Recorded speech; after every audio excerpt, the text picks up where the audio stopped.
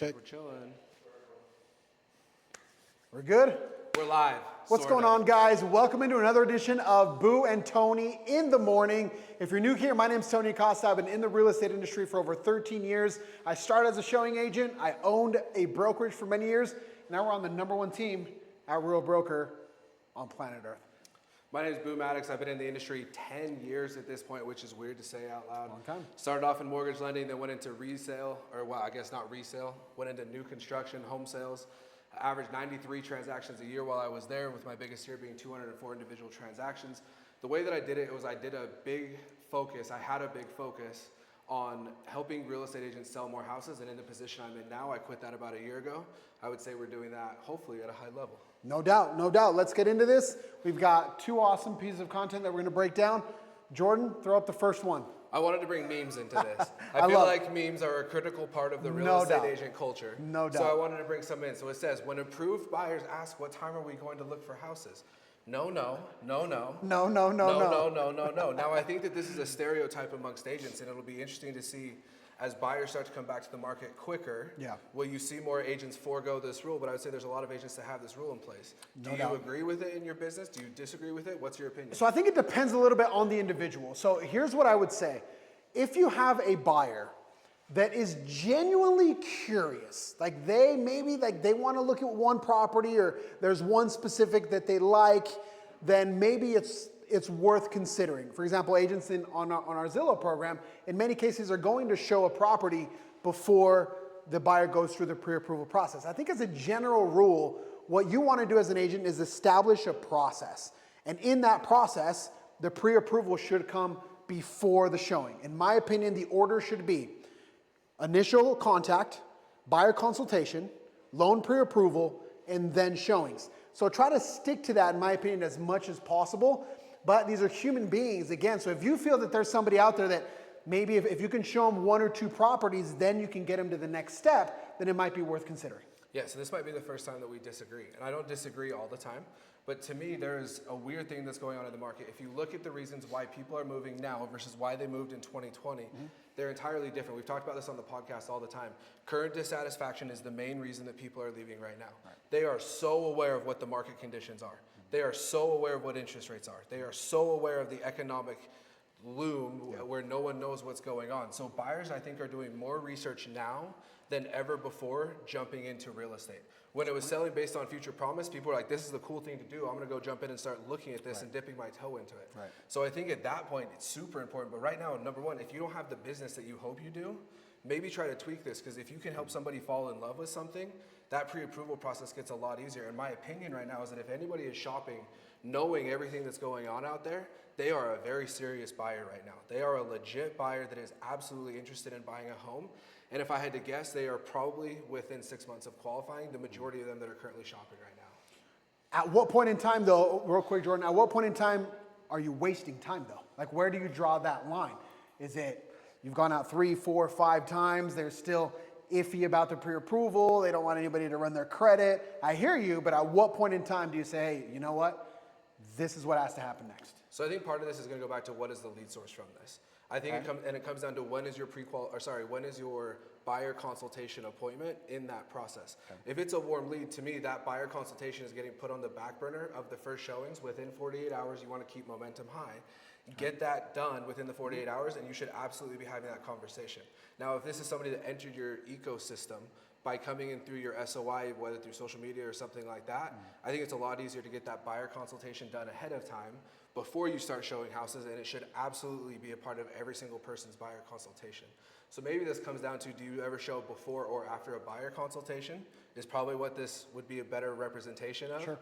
And at what point are you doing that? And I think to me it matters, where did that lead source come from? Great point. Great point. Next up. No, next one. I already got my meme in for the day. That's the meme for the day. Next one. That was the 2 that I had to use. Oh, didn't he text you? Is it? That's all right. That's all right. We can keep this going. While Jordan gets this up, though, as far as process goes, you guys, you have to make sure that you actually build a process. And so I'm a big fan. I mean, I talk about SOPs with this dude all night long. The reason why is because if we don't establish some sort of process, in my opinion, then you're at the mercy of the buyer. And I've had buyers that mean, honestly, especially young agents, you'll do whatever they want. At any moment in time, you'll go anywhere. And so what I've found valuable is there are a lot of consumers that feel safety in a process. They feel safety in knowing, hey, this is step A, B, C, and D. You make it predictable and try to stick to it as much as possible. I agree that based on the lead source, you can have some flexibility within that, but try to establish some semblance of a process that can give your business some predictability. Here we go, next one. So here we go. A broker in my market told me not to go in his territory. He said he spends $100,000 a month and is the big dog that owns the market. Should I still get leads, and if so, which ones? Or is it not worth it since he owns the market? What would you say? What do I want to say, or what would What do you say? want to say? Let's give some context here for a second. 100K is a lot of money. That's a lot of money. But if you're going to try to be the big dog there, you need to realize that there are teams that would call that a slow 2 weeks when it comes to marketing spend. Yeah. So first things first, whoever this dude is, pound sand, you're the reason why so many people think that real estate agents are annoying. I think you're annoying. Don't have that conversation. That's a scarcity mindset approach to this business, and we do not need that anymore. No doubt. This is psychotic to me that you would want to put an agent down like this just simply for saying, hey, I spend a bunch of money. It's not a lot of money. Let me just tell you. Like, go and, It's context. It's context. It's context. So don't be a jackass to somebody. But then number two, stand your ground. There is no such thing as that is my territory. And you're going to have to get really, really comfortable with this in this business, because you're going to steal clients from people's cousins. You're going to steal clients that went to somebody else's wedding.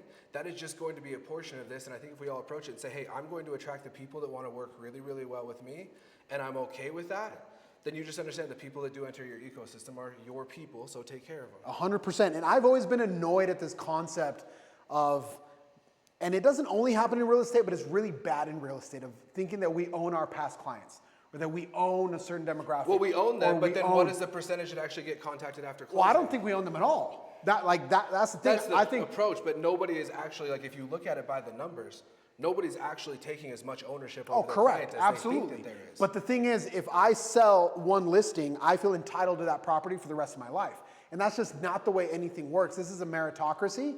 So if I'm an agent that wants to go into Boo's area and he's spending $100,000 a month, there's nothing that stops me from doing that. So number one, that shouldn't make me insecure.